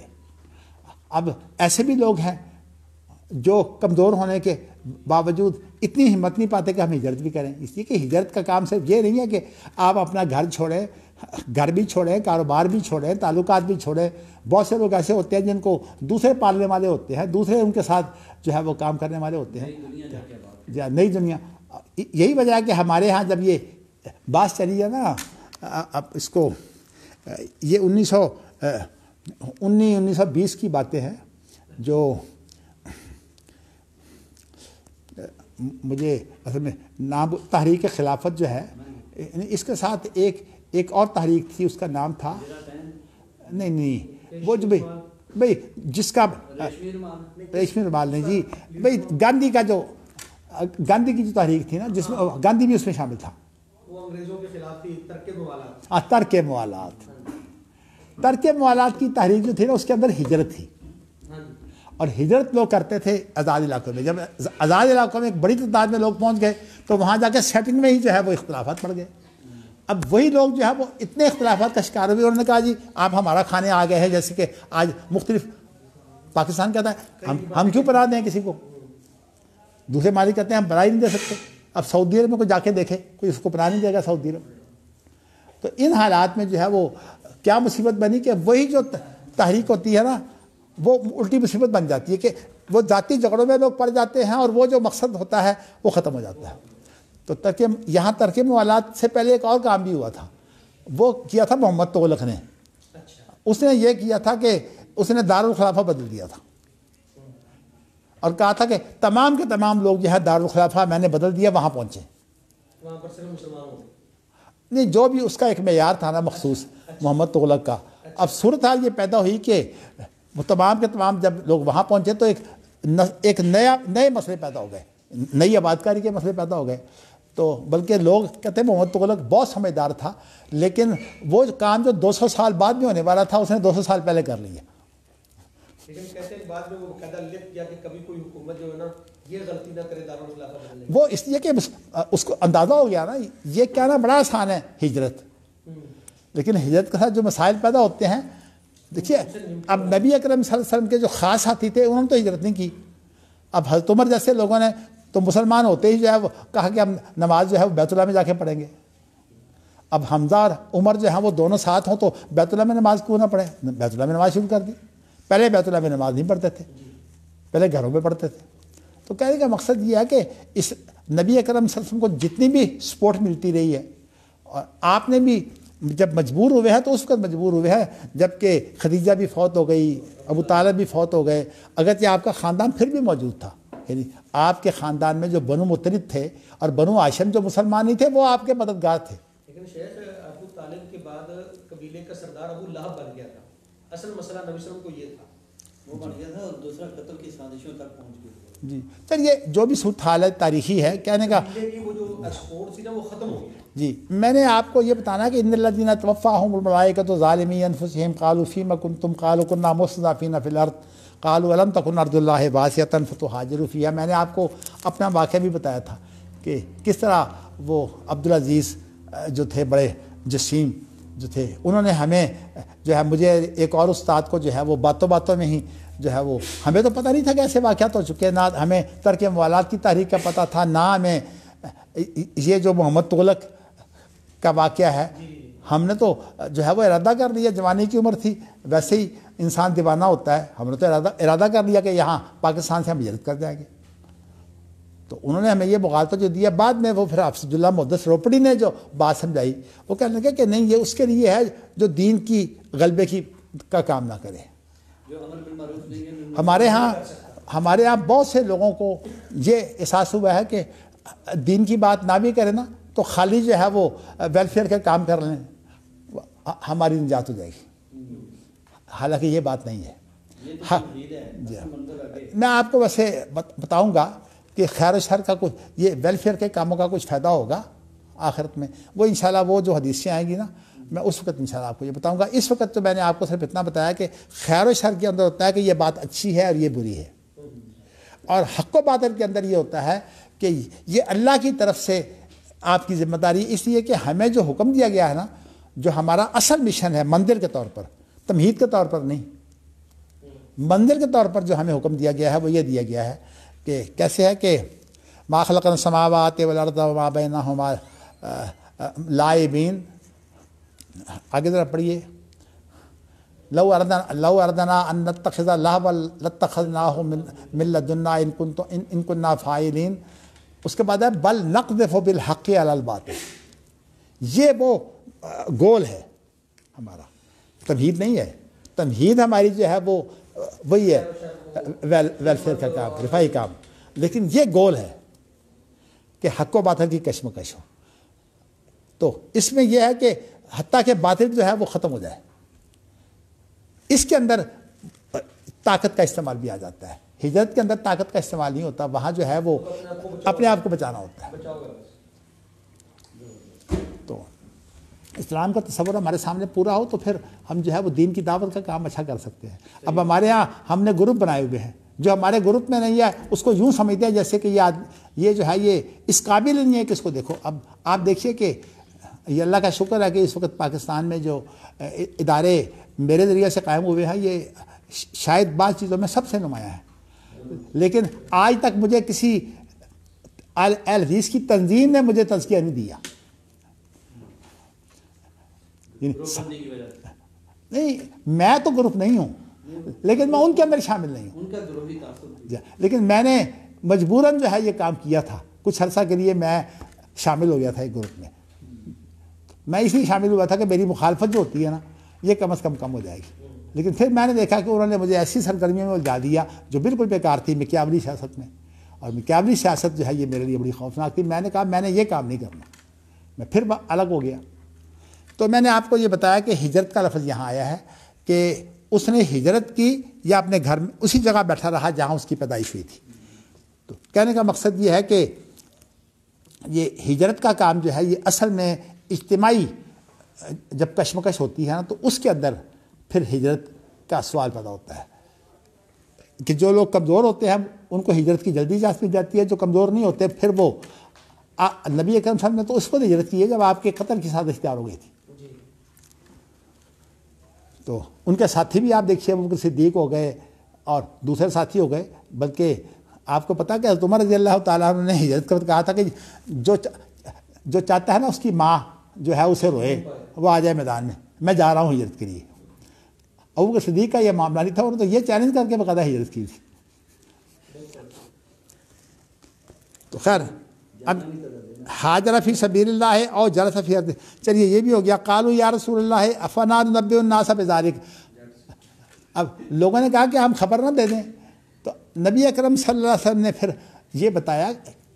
ویسے تو آپ کہہ سکتے تھے, لیکن اصل میں آپ کو مغالطہ یہ تھا, آپ کو خطرہ یہ تھا کہ لوگ اس مغالطے کا شکار نہ ہو جائیں کہ یہ جو نماز روزہ اور جو اس طرح کلمہ ہے، ایمان جو ہے، یہ چیزیں جو ہیں یہ وہ زندگی ہے جس کو ہم انفرادی زندگی کہتے ہیں. یہ انفرادی زندگی کی، یعنی آپ یوں بھی کہہ سکتے ہیں کہ یہ فرض عین ہے. یہ تمام چیزیں فرض عین ہیں. اور جو ہجرت اور جہاد ہے وہ فرض عین نہیں ہوتا، وہ فرض کفایہ ہوتا ہے. یعنی اگر کچھ لیکن حالات کے تحت فرض عین نہیں ہے. وہ الگ بات ہے کہ حالات کے تحت تو فرض کفایہ بھی فرض عین بن جاتا ہے، جبکہ یعنی مطلب ہے اس کا علاج نہ ہو. وہ اس کے لیے جو تفصیلات ہیں نا، تفصیلات مگر آپ مجھے ڈالیں گے پورا نظام پھر مجھے بیان کرنا پڑتا ہے. میں اسی لیے آپ کے سوالوں سے کہتا ہوں کہ آپ ابھی یہیں رہیں، اجمال تک رہیں. آپ شرح میں ایک جملہ بول جاتے ہیں ہمارے لیے کافی بتا. چلیے خیر، لیکن آپ کو بھی تو چاہیے نا، علم کے اندر صبر بڑی اہم چیز ہے. ہاں صبر کریں گا. جی ہاں. اچھا، اب آپ نے جو ہے وہ کیا فرمایا ہے؟ اصل میں امام بخاری جس غرض سے لائے ہیں وہ یہ ہے. تو آپ نے فرمایا کہ بات یہاں تک نہیں ہے، جنت الفردوس جو ہے وہ ایسے نہیں ملتا. جنت الفردوس جو ہے اس کے لیے جو ہے محنت کرنی پڑتی ہے. جیسے میں نے آپ کو کہا تھا نا کہ نماز انفرادی عمل ہے، لیکن جب تک اس کے اندر خشوع پیدا نہ ہو جنت الفردوس نہیں ملتا. تو اسی طرح جو ہے وہ جنت الفردوس کے لیے وہ تمام قد افلح المؤمنون الذین هم فی صلاتهم خاشعون والذین هم فی عن اللغو معرضون والذین هم للزکاة فاعلون والذین هم لفروجهم حافظون الا علی ازواجهم او ما ملکت ایمانهم فانهم غیر ملومین فمن اتقى وراء ذلك فاولئک هم العادون والذین هم لاماناتهم وعهدهم راعون. یعنی آگے لفظ ہے کہ اولئک هم الوارثون الذین یرثون الفردوس. تو اس لیے یعنی یہ انسان کا حق بنتا ہے خشوع کے ساتھ. لیکن ویسے آپ کو بتاؤں کہ جنت تو انسان کا عام جنت بھی حق نہیں ہے، وہ بھی اللہ کا فضل ہی ہے، وہ الگ مسئلہ ہے تفصیل میں. تو کہنے کا مقصد یہ ہے کہ آپ نے فرمایا کہ جنت کے اندر 100 درجے ہیں، اور ہر درجے کا جو فرق ہے وہ کتنا ہے؟ جتنا آسمان اور زمین کا فرق ہے. تو اب دیکھیے کتنا بڑا فرق ہے آسمان زمین کا. تو کہا کہ اللہ نے وہ 100 درجے جو ہے وہ مجاہدین کے لیے تیار کیے ہیں. مطلب کیا ہے کہ جو اس کشف و کش کے اندر جو ہے وہ غالب آنے کی محنت کرتے ہیں، یہ 100 درجے ان کے لیے ہیں. تو اس لیے آپ نے یعنی یہاں آپ نے یہ بتایا کہ جہاد بھی فرض کفایہ ہے، اور اگرچہ جو ہجرت ہے اس کے لیے تو یہ فرض نہیں ہے، یہ تو اصل میں ہے ہی نجات کی راہ، اپنے آپ کو بچانے کی راہ ہے. لیکن جو جہاد ہے یہ فرض کفایہ ہے، اور جہاد کی وہ صورتیں جو غلبہ اسلام کی ہیں وہ فرض کفایہ ہے. نبی اکرم صلی اللہ علیہ وسلم جو ہے وہ مکہ مکرمہ میں وہ تمام کام کرتے رہے ہیں جہاد کے. اسی لیے آپ نے حق و باطل کی جتنی بھی کشمکش ہے مکہ مکرمہ میں وہ جہادی تھا آپ کا. اور اسی لیے جو مکی صورتیں ہیں ان کے اندر جہاد کا ذکر ہے. بجاہدہم بھی جہاد کبیرہ، یہ بھی مکی صورت ہے. اور یہ والذین جاہدوا فینا لنہدینہم سبلنا، یہ بھی مکی ہے. اور ثم ان ربک للذین ہاجروا من بعد ما فتنوا وجاہدوا ثم صبروا ان ربک من بعدها لغفور رحیم، یہ سورۃ نحل کی آیت ہے، یہ بھی مکی ہے. سورۃ نحل بھی مکی ہے. تو یہ مکے کے اندر آپ کا جہاد تھا. اصل میں یہ بات میں نے بڑی سمجھانے کی کوشش کی تھی کہ آپ جو کہتے ہیں نا قتال ہی جہاد ہے، قتال تو اصل میں ہر وقت جائز ہی نہیں، وہ تو فتنے کی موجودگی میں ہوتا ہے پیدا. اور اگر آپ فتنہ پیدا کر دیں خود کسی جگہ پر تو یہ آپ کے خلاف جہاد فرض ہوگا. دیکھیے نا، ایک انسان جاتا ہے کسی علاقے میں اور وہاں سے جا کر جو ہے وہ کریکر پھینک آتا ہے. اچھا، حکومت وہ اور ہے. اب آپ یہ بتائیے کہ وہ حکومت کیا کرے گی؟ اس علاقے سے چونکہ آیا ہے، اس علاقے کے جتنے جوان ہیں وہ تمام کے تمام جو ہے ان کو پکڑ کر تفتیش بھی کرے گی اور ان کو جو ہے مارے گی بھی. کشمیر کا مسئلہ جو ہے اس کے اندر بہت سے پہلو ہیں. اسی لیے میں نے ہمیشہ یہ کہا ہے کہ کشمیر کے مسئلے پر علماء مفکرین کو بٹھائیں، علماء مفکرین کو بٹھا کر جو ہے اس پر غور و فکر کیا جائے کہ یہ جو طریقہ آپ نے اختیار کیا ہوا ہے کریکر چھوڑنے کا، اور یہ ہے کہ ایک آدمی کو وہاں داخل کر کے آپ کہتے ہیں کہ بس چند آدمیوں کو مار کے بھاگ تو سکتا ہی نہیں. پھر بعد میں ظاہر ہے اس نے رات بھی گزارنی ہوتی ہے، پناہ بھی لینی ہوتی ہے. یا تو وہ مر جاتا ہے، تو اگر وہ پناہ لیتا ہے تو اس علاقے میں جا کر جو تباہی مچتی ہے وہ ساری کس کی ذمہ داری ہے؟ یہ بات تو ایک پہلو ہے. میں نہیں چاہتا کہ اس معاملے میں پوری تقریر کروں، لیکن آپ کو بتانا ہی چاہتا ہوں کہ جہادیوں کو یہ جو مغالطہ لگا ہے نا، یہ بڑا غلط ہے. اب دیکھیے وہی جہاد جو ہے وہ کیا ہو رہا ہے قبضے کے لیے، مسجدوں پر قبضے، اداروں پر قبضے، زمینوں پر قبضے، یہ اس کے لیے جہاد ہو رہا ہے۔ اس گیدرنگ کا اس لیے استعمال جی ہاں۔ تو لیکن یہاں یہ بتایا ہے کہ وہ جہاد یہ 100 درجے جو ہیں یہ اللہ نے مجاہدین کے لیے تیار کیے ہیں، جو اللہ کے رستے میں مجاہدین ہیں، وہ نہیں ہے جو کسی گروپ کے غلام بن کر، ان کے اعلیٰ کار بن کر جو ہے وہ ہم کام کرتے ہیں۔ مجاہدین کے اندر یہ اپنے لیے کام نہیں کرتے، پہلے تو اپنے لیے کرتے تھے، پھر بعد میں انہوں نے اب دوسروں کے لیے کام شروع کر دیے ہیں۔ اب آپ دیکھیے نا کہ اب مکیابلی سیاست میں کیسے داخل ہوئے کہ تمام گندگیاں ساتھ لے آئے، زیادہ عورتیں کھڑی کر دی الیکشن کے لیے، سارا گند وہیں پڑ گیا ہے عورتیں کھڑی کرنے سے۔ چلیے جی، تو آگے لفظ ہے کہ ہر جو ہے وہ درجہ اس کے درمیان اتنا فرق ہے جیسے آسمان زمین کا ہے۔ اور اس کے بعد کہا کہ فیضا سألتم اللہ فسألوا الفردوس، جب تم اللہ سے سوال کرو تو تم چھوٹی چیز نہیں مانگو، اللہ سے فردوس مانگو۔ اب یہ میں نے جیسے کہا ہے نا کہ فردوس ان کو ملے گا جن کے اندر خشوع خضوع ہو اور دیگر چیزیں ہوں، یہ اصل میں مانگنے کے لیے نہیں ہے۔ مانگنے کے لیے تو آپ اعلیٰ چیز مانگے، خواہ آپ نے چھوٹا ہی کام کیا ہو۔ آپ دیکھیے نا کہ ایک آدمی، میں ایک بات کرتا ہوں، مثلا میں ایک ادارے کا ذمہ دار ہوں، ایک چھوٹا سا آدمی ہے، وہ کوئی اچھا کام کرتا ہے، تو اب وہ مجھ سے بڑی امید رکھے، اس کی امید بری نہیں ہے، اگرچہ میں نے یہ دیکھنا ہے کہ بھئی اگر اس کے ساتھ میں غیر معمولی جو ہے سلوک کرتا ہوں تو اس کا نتیجہ کیا ہوگا۔ اب مثال کے طور پر ہمارے ہاں ایک رجحان ہے، رجحان یہ ہے کہ ہم نے 8 دن جو ہے وہ پورے کرنے ہیں چھٹیوں کو، حالانکہ ہم نے 6 دن تو دیے ہوئے ہیں استحقاقی، اور 2 دن ہمارے ایمرجنسی کے لیے، ایمرجنسی ہوتی کوئی نہیں، لیکن ایک آدمی جو ہے وہ اسے پتا کہ میں نے لازماً یہ 2 چھٹیاں کرنی ہیں، اور جو سربراہ ہوتا ہے اس کی وجہ سے پھر باقی کیا ہوتا ہے، باقی سارے کے سارے سمجھتے ہیں جب سربراہ کر رہا ہے اسے پوچھنے والا کوئی نہیں ہے تو مجھے کون پوچھے گا۔ وہی ہے کہ ایک مچھلی سارے تالاب کو گندا کرتی ہے، اور اس کے لیے اب صورتحال کیا بن گئی ہے کہ ہمارے لوگوں کے ہاں اب یہ مقصد یا کام کا رجحان ہی نہیں ہے، ساری محنت اس کام کے لیے ہے کہ 8 دن ہم پورے کیسے کریں، اور 8 دن کے علاوہ اگر کوئی مسئلہ آ جاتا ہے ایمرجنسی کا تو پھر کہتے ہیں ساری ایمرجنسی جو ہے وہ بھی معاف ہونی چاہیے، حالانکہ ہم نے جو ہے وہ کہا ہوا ہے 2 دن ایمرجنسی کے ہیں۔ ایمرجنسی کا معنی آپ بیمار ہیں یا آپ کو کوئی کام پڑ گیا گھر کا، اگرچہ 6 دن ہم نے پہلے دیے ہوئے ہیں، تو اس لیے یہ ساری کشمکش جو ہے یہ میں سمجھتا ہوں کہ غلط ہے، اور اس کے اندر ایک آدمی نہیں ہے، مجھے پتہ ہے اس کے لیے اجتماعیت موجود ہے، پوری طاقت جو ہے وہ سارے مل کر استعمال کرتے ہیں، لیکن اس میں بعض لوگ ایسے ہیں جن کی میں اب اقبال نوید صاحب جو ہے 6 مہینے کے بعد، سال کے بعد ان کا کام ہوتا ہے، وہ بیچارے گئے ہیں 3 دن کی چھٹی کی ہے، لیکن کئی لوگ دیکھ رہے ہیں کہ انہوں نے 3 کر لیا، ہم کیوں نہ کریں۔ تو یہ اس لیے یہ وہ چیزیں ہیں جن کا تعلق نظم سے ہے۔ اور پھر آپ دیکھیے کہ ہمارے ہاں جو اس وقت علم کی صورتحال ہے، علم کا کوئی شوق ہے، یعنی کسی کو علم کی کوئی ضرورت نہیں ہے، یہاں صرف اتنی بات ہے کہ بھی چونکہ آپ ڈیوٹی کے دوران میں سارے پابند ہیں، چلیے جی، لیکن علم کا جو شوق ذوق ہے یہ انشاءاللہ میں آپ سے بات کروں گا۔ ابھی قرات کا مسئلہ جو ہے وہ انشاءاللہ تعالیٰ آئے گا، میں وہاں پوچھوں گا خاص طور پر قاریوں سے کہ آپ نے اس کی تحقیق کی ہے، یعنی ہمارے ہاں تحقیق کا ذوق ہی ختم ہو گیا ہے، بالکل تحقیق کا ذوق نہیں ہے۔ مجھے اس لیے کہ اللہ کا شکر ہے میں تو اب اس سے پہلے نسل کی پیداوار ہوں نا عمر کے اعتبار سے، تو مجھے تو الحمدللہ چین نہیں آتا جب میں تحقیق نہ کر لوں، حالانکہ میں بیمار بھی ہوں، عمر کا بھی مسئلہ ہے، میں تو تحقیق کے بغیر جو ہے وہ رہ ہی نہیں سکتا۔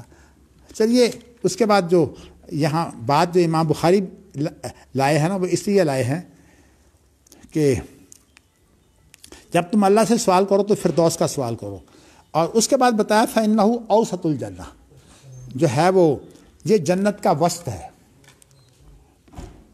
اب وسط جو ہے اس کے بارے میں ہم کیفیت تو نہیں پیش کر سکتے، اسی کا ہمیں کیفیت کا پتہ نہیں ہے، کہتے ہیں مخلوق ہے، ہم مخلوق کی کیفیت کے بارے میں کوئی کیا سرائی بھی کریں تو کوئی گنجائش ہے، لیکن میرا خیال یہ ہے کہ اصول علم کا اصول یہی ہے کہ جس چیز کا آپ کو پتہ نہ ہو اس کے بارے میں آپ نہ جائیں، وَلَا تَقْفُ مَا لَيْسَ لَكَ بِهِ عِلْمٌ۔ تو اس لیے فردوس جو ہے وہ مخلوق ہے، اس کی کیفیتیں ہم بیان کر سکتے ہیں، لیکن وہ ڈکونسلوں سے نہیں، کوئی اچھی بنیاد پر، کیونکہ قرآن مجید نے ہمیں یہ بھی ہدایت دی ہے وَلَا تَقْفُ مَا لَيْسَ لَكَ بِهِ عِلْمٌ، جس کا علم نہ ہو اس کے پیچھے نہ پڑو۔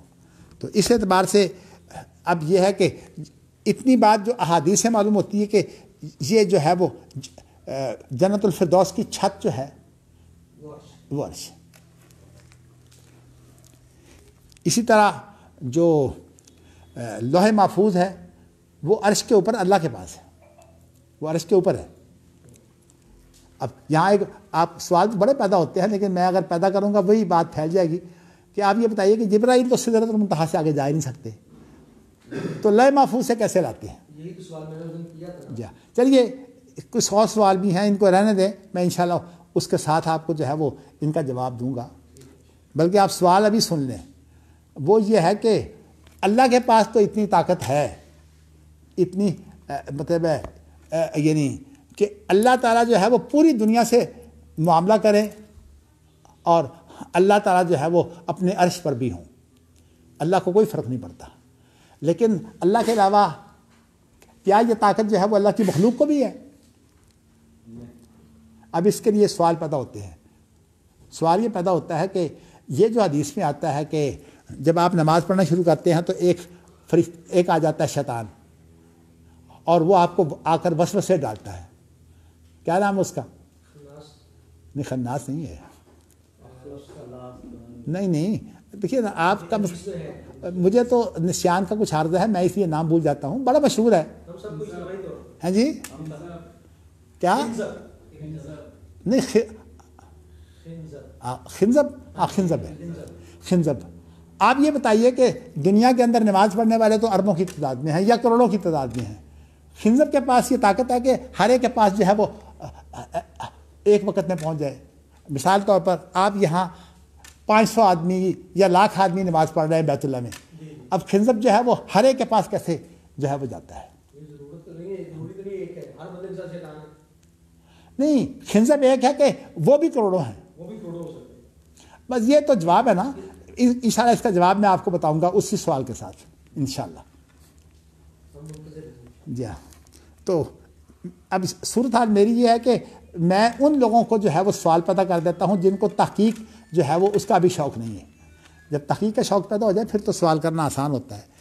چلیے جی، اس میں یہ ہے کہ اوسط الجنہ، یہ جو ہے یہ جنت کا اوسط ہے، اور یہ اعلی الجنہ، اور جنت کا جو ہے یہ اعلیٰ حصہ ہے، مطلب ہے ساری جنت نیچی ڈھلان میں ہے، یہ جو ہے یہ ٹیلے پر ہے، یعنی اس کی جگہ اونچی ہے۔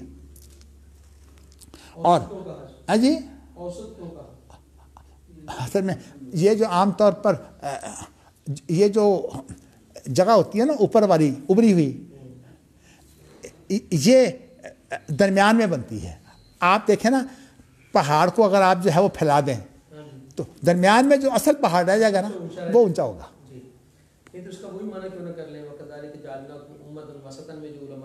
نہیں، آپ میرے خیال میں ابھی ادھر نہ جائیے، یہیں رہنے دیں، اس لیے کہ اوسط الجنہ و اعلی الجنہ دو لفظ آئے ہیں۔ اوسط سے مراد وسط ہے اور اعلیٰ سے مراد اونچی جگہ ہے۔ آپ چلیے میرے خیال میں وہ ایک نئی 4 معنوں میں سے میں ایک ہی معنی اگر بتا دوں تو کافی ہے۔ چلیے جی، اس کے بعد ہے وفوقہ عرش الرحمن، یہ ہے امام بخاری کا محل شاہد، وفوقہ عرش الرحمن، اس کے اوپر جو ہے وہ رحمان کا عرش ہے۔ ومنہ تفجر انہار الجنہ، اور اس سے جو ہے وہ جنت کے دریا جو ہیں وہ پھوٹتے ہیں۔ میں نے دریا اس لیے ترجمہ کیا کہ ہمارے ہاں نہر کا لفظ جو ہے وہ اور معنی میں استعمال ہوتا ہے، ہم جس کو کہتے ہیں اس کو انگریزی زبان میں کہتے ہیں کینال، اور جو اس کا ترجمہ ہم کر دیتے ہیں نہر، اور یہ آیا اصل میں انگریزی سے۔ تو دریا کے لیے لفظ استعمال ہوتا ہے ریور، جبکہ عربی زبان میں نہر کا لفظ دریا کے لیے ہوتا ہے، اور جو باہر کا لفظ ہے وہ سمندر کے لیے استعمال ہوتا ہے۔ نہر کے لیے ان کو جدول کہتے ہیں، وہ اصل میں نہر وہ ہوتی ہے جس کو باقاعدہ خود جو ہے وہ دیواریں ادھر ادھر کھڑی کر کے جو ہے وہ اس کو آگے چلایا جاتا ہے۔ اللہ تفجر الانہار یہ منہ کی ضمیر عرش کی طرف ہے یا فردوس کی طرف؟ فردوس کی طرف نہیں، یہ عرش کی طرف ہے. وہ منہ کا معنی یہ ہے کہ عرش سے پھوٹتی ہیں یا نہیں، فردوس؟ یہ دونوں ہو سکتے ہیں. فردوس بھی ہو سکتا ہے، اور چونکہ فردوس کے اوپر جو ہے وہ عرش ہے، تو اس لیے اگر یہ کہہ دیں کہ عرش کے نیچے سے پھوٹتی ہیں پھر بھی ٹھیک ہے.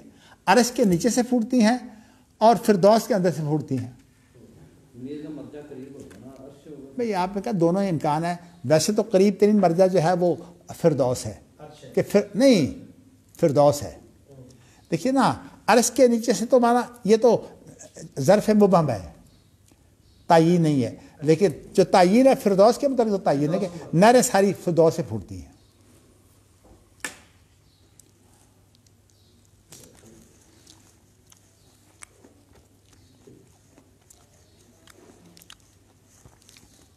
آپ پڑھیے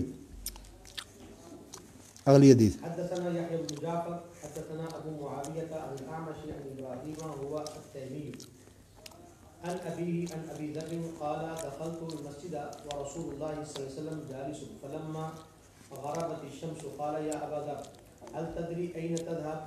هذه قال قلت الله ورسوله اعلم. قال فانها تذهب تستأذن في السجود فيؤذن لها وكأنها قد قيل لها ارجعي من حيث جئت. جیتا مونس کیا ہے؟ شمس شمس مونس ہے، تطلع من مغربها ثم قرأ ذلك. لیکن جیتے ٹھیک ہے. اچھا میری کتاب میں جیتا ہے. جی چلیے. في قراءة عبد الله فتطلع من مغربها، یہ دیکھیے مونس کی ضمیر ہے تو جیتے ہونا چاہیے.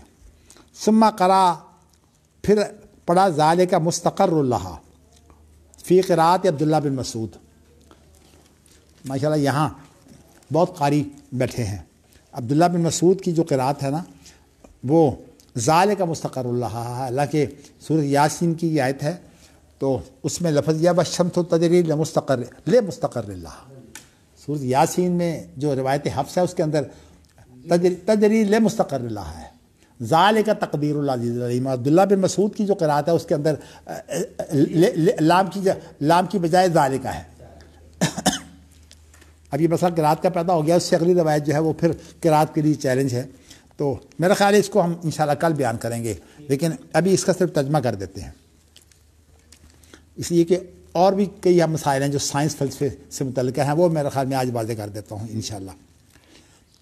ابو ذر یہ بیان کرتے ہیں کہ میں نبی اکرم کے پاس مسجد میں داخل ہوا اور آپ جو ہے وہ بیٹھے ہوئے تھے. فلما غربت الشمس، جب سورج غروب ہو گیا تو آپ نے فرمایا کہ اے ابو ذر حل تدری این تذهب هذه، تو جانتا ہے کہ یہ سورج کہاں جاتا ہے؟ قالا، انہوں نے کہا، میں نے جواب دیا جی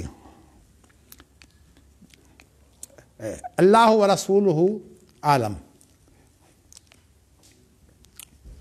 تو یہ کالا جو ہے یہ ضمیر جو ہے وہ ادھر بھی جا سکتی ہے. نہیں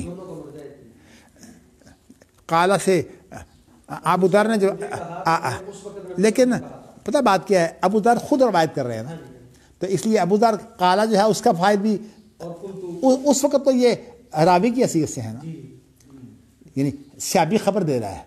اور قل تو جو ہے یہ اصل میں اس واقعہ کا حصہ ہے جس کی روایت ہو رہی ہے کہ اللہ و رسولہ عالم، اللہ اور اس کے رسول کا زیادہ علم ہے. قالا فإنها تذهب تستأذن في السجود، کہ یہ جاتا ہے اور سجدے کی اجازت چاہتا ہے، یعنی یہ جب غروب ہوتا ہے تو یہ چلا جاتا ہے. فیوزان اللہ، تو اس کو پھر اجازت دی جاتی ہے، یعنی سجدے کی اجازت دی جاتی ہے. وَكَأَنَّهَا قَدْ قِيلَ لَهَا، گویا کہ اسے یہ کہا جاتا ہے کہ سجدے کے بعد وہ سجدے میں پڑھا جاتا ہے ارجعی من حیث جئت، جہاں سے تو آیا تھا وہیں چلا جا. فتطلع من مغربها، تو ایک وقت وہ آئے گا جب کہ مشرق سے وہ طلوع نہیں ہوگا. یہ جو ہے یہ مغرب سے طلوع ہوگا. پھر نبی اکرم صلی اللہ علیہ وسلم نے جو ہے جو الفاظ قرآن مجید کے بولے ہیں، اس جو عبداللہ بن مسعود نے بعد میں اس کو قرآن مجید کے طور پر جو ہے وہ اپنے قرآن مجید میں ذکر کیا ہے. تو یہ میں بات اتنی آپ کو بتا دوں کہ عبداللہ بن مسعود کے قرآن مجید میں صرف قراتیں نہیں ہیں، ان کے ہاں جو ہے وہ جو اہم لفظ ہے نا ان کے معنی بھی ہیں، تشریحات بھی ہیں. یہ وہ چیز ہے جو مغالطہ دیتی ہے بہت زیادہ. حالانکہ عبداللہ بن مسعود وہ آدمی ہے جو آخری جو آپ کے ساتھ دور ہوا تھا نا اس میں شریک تھے. اب اس بنا پر عبداللہ بن مسعود نے اپنا قرآن مجید دیا بھی نہیں حضرت عثمان کو، اور اس کے اندر بہت سے فروق ہیں، وہ انشاءاللہ تعالی پھر میں آپ کو بتا دوں گا کہ عبداللہ بن مسعود کے قرآن مجید میں جو ہے وہ حضرت عثمان کا جو قرآن مجید ہے اس کے اندر یہ سورۃ دخان جو ہے وہ 25ویں پارے میں ہے، جبکہ عبداللہ بن مسعود کے قرآن مجید میں جو ہے یہ مفصلات میں ہے. مفصلات کی ابتدا ہوتی ہے حجرات سے. حجرات جو ہے وہ 26ویں پارے کے آخر میں ہے. آپ قرآن کے حافظ ہیں نا؟ جو حجرات ہے یہ 26 پارے کے آخر میں ہے. تو عبداللہ بن مسعود نے جو ہے وہ اس کو مفصلات میں شامل کیا ہوا ہے دخان کو. اور ویسے یہ اس کے بارے میں جو ہے وہ خاص طور پر سیوطی نے قرآن مجیدوں کی تفسیر الاتقان کے اندر پیش کی ہے کہ ان میں صورتوں کی ترتیب کیا تھی. وہ بات پھر دور چلی جائے گی انشاءاللہ. اگلی حدیث آ رہی ہے، کچھ تھوڑی سی ہم باتیں قرات سے متعلقہ اس حدیث میں کریں گے. چلیے جی، اب یہاں جو ایک بات ہے نا وہ یہ ہے کہ ہم دیکھتے ہیں کہ سورج جو ہے وہ دنیا کے اندر اگر دیکھا جائے تو صورتحال ایسی ہے کہ سورج جو ہے وہ 24 گھنٹے باقی رہتا ہے.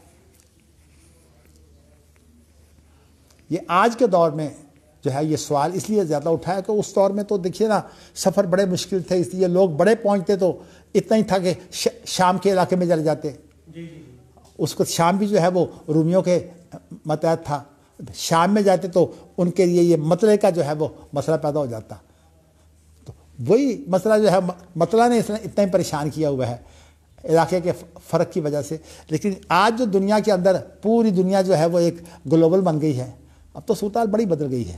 اب آپ دیکھیے نا کہ صورتحال ہماری یہ ہے کہ ہمارا جو زمین کا دن ہے وہ تو 24 گھنٹے کا ہوتا ہے، لیکن ایسا بھی ہے کہ یہ جو قطب شمالی کے علاقے ہیں، ناروے، سویڈن، ہالینڈ وغیرہ، یہ اس کے قطب شمالی کے قریب ہے نا، ان کے اندر جو ہے وہ 23 گھنٹے کی رات ہوتی ہے. 23 گھنٹے کی رات ہوتی ہے، صرف 1 گھنٹے کا دن ہوتا ہے. بلکہ صورتحال یہ ہوتی ہے کہ ادھر سے سورج جو ہے وہ غروب ہو رہا ہوتا ہے، ادھر سے ساتھ نکل رہا ہوتا ہے. تو اب یہ ان حالات میں جو ہے وہ ایک مشکل یہ پیدا ہوئی ہے کہ ابھی تو میں نے آپ کو بتایا دنیا کی بات. اب ذرا اور سیارے جو ہیں ادھر چلے جائیں. چاند میں جو پورے مہینے کا دن ہے، یعنی ایک دن جو ہے وہ 30 دنوں کا ہوتا ہے، ہمارے 30 دنوں کے برابر چاند میں. اور جو عطارد ہے جس کو مرکری کہتے ہیں انگریزی میں، اس میں 2 دن کم 3 مہینے کا دن ہے، 88 دن. 88 دن کا جو ہے وہاں دن ہے. اس لیے کہ وہ جو سورج کے ساتھ ان کا تعلق ہے وہ قریب دور جو ایک نظام ہے اس نظام کے مطابق اس طرح بنتا ہے. اب صورتحال جو ہے وہ یہ ہے کہ دنیا کے نظاموں کا فرق ہے. تو باقی جو اس طرح کے جو سیارے ہیں ان کا تو خیر فرق ہم مان لیں گے. اس لیے کہ اس وقت ہمیں تو جو مشکل درپیش ہے وہ چونکہ انسان جو ہے وہ اس دنیا کے اندر آباد ہے، اس لیے انسان کو جو مشکلات پیدا ہوتی ہیں وہ اس کے لیے صاحب ایک بنیاد سمجھ لیجیے. باقی تو اس کی تشریح انشاءاللہ پھر کسی وقت کریں گے. بنیاد اس کی اتنی ہے کہ اللہ تعالیٰ نے جو نظام قائم کیا ہے اس کے اندر اللہ کے نظام میں جو دن ہے نا وہ اس مختلف جگہوں کے اندر الگ الگ نظام ہے. زمین کا جو نظام ہے وہ الگ ہے، جیسے کہ اس کے اندر تو آپ کو فرق میں نے بتا ہی دیا کہ کہیں 88 دن کا نہیں، وہ تو خیر یہاں کہیں 23 دن کا، کہیں 20 دن کا، یعنی حتیٰ کہ آپ دیکھیے نا سعودی عرب ہمارے 2 گھنٹے بعد ہے خلیج کے ممالک، اس کے بعد جو ہے وہ آپ چلے جائیں شام کے علاقے، تو شام کے علاقے جو ہے وہ 3 گھنٹے کا فرق ہے، مصر کا بھی 3 گھنٹے کا فرق ہے، اس سے آپ آگے چلے جائیں تو پھر 4 گھنٹے کا 5 گھنٹے کا فرق بھی ہے. جو مراکش وغیرہ جو ہے وہاں جو ہے 4-5 گھنٹے کا فرق پڑتا ہے، کیونکہ میں نے 8 سال جو ہے وہ رمضان مراکش میں گزارے، تو بڑی عجیب صورتحال ہوتی تھی ہماری. لمبا دن ہوتا تھا. نہیں مراکش میں دن وہ مغرب میں نا مسئلہ تو پڑتا ہے شمال میں جا کے. نہیں مغرب، بلکہ نہیں مغرب کا مسئلہ پڑتا ہے، شمال کا مسئلہ اتنا کوئی نہیں ہے. مسئلہ اب دیکھیں نا کراچی مغرب میں ہے، کراچی کا ہمارا فرق ہے.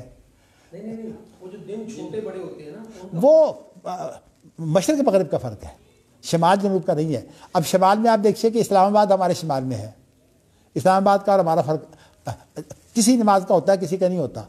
خاص طور پر کہتے ہیں ویسے 6 منٹ کا فرق جو ہے وہ ہے، لکھا ہوتا ہے یہ جو ہمارے ہاں تقویم چھپتی ہے، لیکن ویسے عملاً میں نے دیکھا کوئی نہیں ہے. کراچی کا زیادہ ہے. نہیں کراچی کا تو 25 منٹ کا ہے، 30 منٹ کا ہے. یہی فرق انڈیا کا بھی ہے، ہاں جی. دہلی کا لاہور کا بھی نہیں ہے. تو یہ ویسے سرکاری طور پر انڈیا نے تو ٹائم بدل دیا ہوا ہے نا، انڈیا کا اور ہمارا آدھے گھنٹے کا فرق ہے، اور بنگلہ دیش کا ہمارا 1 گھنٹے کا فرق ہے. وہ دوسری سائڈ پہ نہیں مشرق میں ہے. مشرق جو ہے مشرق مغرب کا فرق اس لیے پڑتا ہے کہ سورج وہ اس کی تفسیر، میں صرف آپ کو یہ بتانا چاہتا ہوں کہ اصل میں بات یہ ہے کہ ہماری اس کائنات کا ایک نظام نہیں ہے. ہاں جی بالکل ٹھیک. اس کائنات کے اندر عالمین ہیں، ایک عالم نہیں ہے. سر سید کو جو غلطی لگی ہے نا، اس نے صرف یہ دنیا کا جو تھا نا ایک نظام، اس کو جو ہے وہ اتھارٹی سمجھ کر کہہ دیا کہ اللہ اس کا پابند ہے. اس لیے اس نے کہا نا ورڈ آف گاڈ اور ورک آف گاڈ یہ ایک ہی چیز ہے. وہ تو ایک یہ ادب کا دکھا ہے نا. ہمارے پروفیسر صاحب عبدالجبار شاکر جو ہے وہ چونکہ عالم دین اتنے نہیں تھے، لیکن اس وہ ادیب تھے، تو اس لیے یہ عام طور پر وہ بیان کرتے ہیں ورک آف گاڈ اور ورڈ آف گاڈ جو ہے اس کا فرق نہیں ہوتا. حالانکہ یہ جو ہے تصور صحیح نہیں ہے، یہ سر سید کا تصور ہے. اس نے ایک ہی نظام مانا. تو اب حالانکہ یہ غلط ہے. اللہ کے نظاموں میں صرف میں آپ کو اس پر اشارہ کر دیتا ہوں کہ ہماری دنیا میں تو 24 گھنٹے کا دن ہے نا. یہ عام دنیا میں، قطب شمالی میں نہیں. قطب شمالی میں 6 مہینے کا دن ہے، اور قطب جنوبی میں 6 مہینے کا دن ہے. لیکن یہ ہے کہ دنیا کی جب یہ فرق پڑ سکتا ہے 6 مہینے کا، تو اب آپ یہ دیکھیے کہ اللہ تعالیٰ کے ہاں جو دن ہے وہ 1000 سال کا ہے. وہ کس اعتبار سے ہے اس کی تشریح میں انشاءاللہ تعالیٰ جب یہ آیتیں آئیں گی اس کتاب کو کالف صنعت مما تعدون. یہ صورت حج کے اندر تو یہ فرمایا ہے، اور صورت سجدہ کے اندر کیا فرمایا ہے؟ الف لام میم تنزیل الکتاب من اللہ العزیز الحکیم. پڑھیے جی ذرا آپ. ماشاءاللہ قرآن کے حافظ ہیں نا جی. پڑھیے ذرا. آپ کا امتحان ہو جاتا ہے، میرا امتحان تو اللہ نے مستقل لیا ہوا ہے.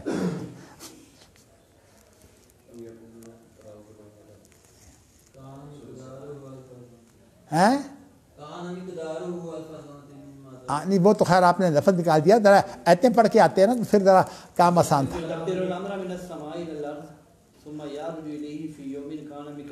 الفسانہ یہاں کانا مقدار ہوا الفسانہ ہے، اور حج میں ہے کہ الف سنۃ مما تعدون. تو اس اصل میں ان کی تفسیریں کرنے کے لیے ذرا ان کا سیاق و سباق بھی ساتھ پڑھنا پڑے گا. اسی طرح جو ہے وہ معارج میں جو ہے وہ 50 الف سنہ ہے. یہ اصل میں وہ جو 50 الف سنہ ہے قیامت کا دن ہے، اور قیامت کے دن کی حالت یہ ہے کہ وہ لوگوں کے اعتبار سے مختلف ہوگا. عام لوگوں کے لیے 50,000 سال کا، اور مومنوں کے لیے عام دنوں سے بھی چھوٹا. جیسے صبح سے لے کر عصر کا وقت ہوتا ہے، مومنوں کو صرف اتنا وقت ہوگا. تو یہ اللہ کے نظام کی جو ہے وہ مختلف صورتیں ہیں. ہمارے لیے جو ظاہر ہوتا ہے ہم سمجھتے ہیں کہ پوری دنیا اس کے مطابق ہے، اور یہی وہ بنیادی غلطی ہے. محدود ہے ہماری سوچ بھی. اسی لیے جو ہے وہ سلف نے ان چیزوں کو اہمیت دی ہے نا. وہ کہتے ہیں اپنے ظاہر کو دیکھ کر جو چیزیں غائب ہیں ان پر حکم نہ لگاؤ. یہ سلف کی بنیادی اصول یہی ہے. تو یہاں بھی یہی بات ہے کہ اللہ کا نظام جو ہے وہ ایک ہے ظاہری. ظاہری نظام کے اندر تو یہ ہے کہ سورج اپنا کام کر رہا ہے, زمین اپنا کام کر رہی ہے, سیارے سارے اپنے کام کر رہی ہیں, تو ظاہر ہے. باطنی طور پر صورتحال یہ ہے کہ سورج اور چاند یہ سارے کے سارے جو ہیں وہ اللہ کو سجدہ کرتے ہیں. قرآن مجید میں یہ ہے نا. کیسے ہے؟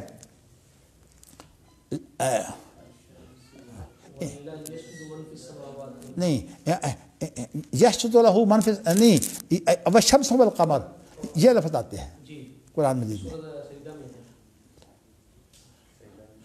سجدہ میں نہیں ہے. حامیم سجدہ بھی, ہاں حامیم سجدہ بھی ہے. کیا ہے وہ؟ نہیں وہاں حامیم سجدہ میں ہے وسخر لکم السماوات والارض جمیعا منہ. یہ جو ہے نا الشمس والقمر بحسبان والنجم والشجر یسجدان, کیا؟ ہاں یہ سورۃ حج میں آتا ہے. الم تر ان اللہ یسجد لہ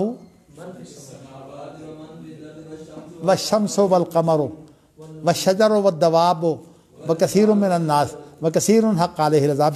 سورۃ حج میں یوں آتا ہے. تو اس کا مطلب اللہ کا نظام تو اللہ کا نظام ایک نہیں ہے, بلکہ میں نے آپ کو یہ جو مثال دی ہے قیامت کے دن کی, یہ تو اصل میں جو سامنے مخاطب ہیں ان کے لیے الگ الگ نظام ہے نا. کہ کچھ بیمار کی رات لمبی ہوتی ہے جی ہاں, اور جو خوش ہوتا ہے اس کی رات چھوٹی ہوتی ہے. جی ویسے آپ کو یہ بتاؤں کہ یہ جو وقت ہوتا ہے نا, بسا اوقات انسان جو ہے وہ جب عادی ہو جائے تو اس کو معلوم ہوتا ہے کہ مثلا وقت میں برکت ہے. بسا اوقات انسان جو ہے وہ خلوت کی عبادت جو کرتا ہے اس کے اندر اتنی برکت پڑتی ہے کہ اس کے اندر وقت ایسے معلوم ہوتا ہے لمبا ہو گیا. وہ عبادت بھی کر لیتا ہے, باقی کام بھی نپٹا لیتا ہے. باقی کام بھی نپٹا لیتا ہے. اسی لیے ہم یہاں سے نماز پڑھنے جایا کرتے تھے یا رحمانیہ مسجد میں 500 نمازیں, تو یہاں ایک مجسٹریٹ تھے یہاں 7 والی کوٹھی میں. اب تو اس کی 2 کوٹھیاں بن گئی ہیں, تو وہ یہاں بیٹھے ہوتے تھے. تو خیر ہم سلام کر کے جاتے ہوئے نماز مجھ کو نہیں پڑھتے تھے. تو ایک دن کہتے ہیں مدنی صاحب مجھے تو معلوم ہوتا ہے کہ آپ نمازیں ہی پڑھتے ہیں صرف, اس لیے کہ سردیوں کے دن ہوتے تھے نا, تھوڑی دیر کے بعد ہم پھر نکل کر جو ہے وہ نماز پڑھنے جا رہے ہیں, زور کے تھوڑی دیر بعد آپ تو نمازیں پڑھتے ہیں. میں ہنس پڑھتا, میں نے کہا ان کو کیا پتہ ہے. اصل میں جو لوگ نمازیں نہیں پڑھتے وہ سمجھتے ہیں یہ بہت بھاری ہیں, یہ بہت لمبا وقت لے گی. حالانکہ جو نمازیں پڑھنے والے ہیں وہ زیادہ یعنی اپنے کاموں کو منظم کر کے جو ہے وہ کام دے دیتے ہیں. چلیے جی, یہ جو میں نے آپ کو بات بتانی تھی وہ یہ ہے کہ سورت کا جو سورت کا سجدہ ہے نا, یہ حقیقت میں اس نظام کا حصہ نہیں ہے جو ہمارا اس کائنات کا نظام ہے. اصل میں یہ باطنی شکل ہے, ہر چیز کی ایک باطنی شکل ہوتی ہے. تو ظاہری شکل جو ہے وہ یہ ہے, اور ان کا باطنی نظام کیا ہے کہ یہ باقاعدہ سورج اور چاند وغیرہ جو ہے وہ ہر وقت سجدے میں رہتے ہیں. یہ تکوینی انداز. بلکہ ایک جگہ پر اور بھی ہے کہ وہ کیسے ہے, سورۃ حج کے اندر یہ ہے جس میں یہ ہے کہ یسبح لہ من فی السماوات والارض والطیر صافات کل قد علم صلاتہ وتسبیحہ. یہ بھی سورۃ حج میں ہے. ہاں جی حافظوں, آپ کی تو آزمائش ہو گئی, میرے لیے تو عذر موجود ہے, آپ کے لیے تو کوئی عذر نہیں ہے. الم تر ان اللہ یسجد لہ من فی, نہیں وہ اور جگہ ہے. ہاں جی اب بتائیے, ماشاء اللہ یہاں قاری لوگ بیٹھے ہیں. ہاں جی اس کا مطلب پتہ کیا ہے کہ ان کو زبانی کچھ پتہ نہیں, یہ کمپیوٹر کے لوگ ہیں. اور میں آپ کو بتاؤں کہ جب کمپیوٹر نہیں تھا تو اللہ کا شکر ہے صلاحیتیں اور تھیں. میں حساب میں بہت تیز تھا, لیکن میرے تیز ہونے کی وجہ جو تھی, میں جو لوگ 10 منٹ میں سوال کرتے ہیں میں 2 منٹ میں کر کے جواب دے دیتا تھا. خاص طور پر 9ویں 10ویں میں ہمیں جو پڑھاتے تھے وہ پرنسپل تھے ایک اسکول کے, جس کے اندر 100 کے قریب 9ویں کے اندر لڑکے تھے, یعنی بہت بڑا اسکول تھا.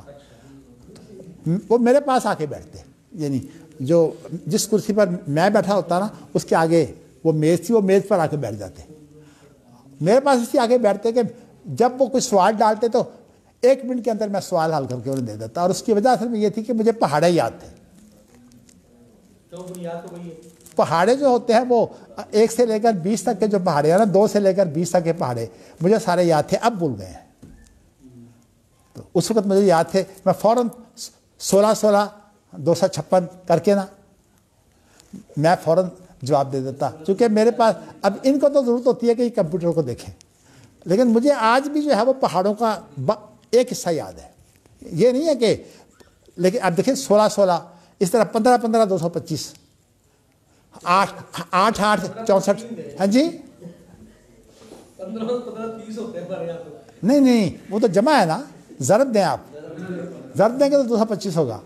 اچھا سر جی، یہ جو جہاں ہے 1 گھنٹے کا دن ہوتا ہے، ان کا روزہ بھی 1 ہی گھنٹے کا ہوتا ہے؟ وہ اب دیکھیے یہ مسئلہ جو ہے یہ ہمارے متعلقہ نہیں ہے، یہ کتاب الصیام کی بات ہے. آپ ہمیشہ سوال وہ کرتے ہیں جو باہر کا ہوتا ہے کہ تاکہ میں باہر یہاں سے نکل جاؤں. اصل میں یہ باہر سے آتے ہیں.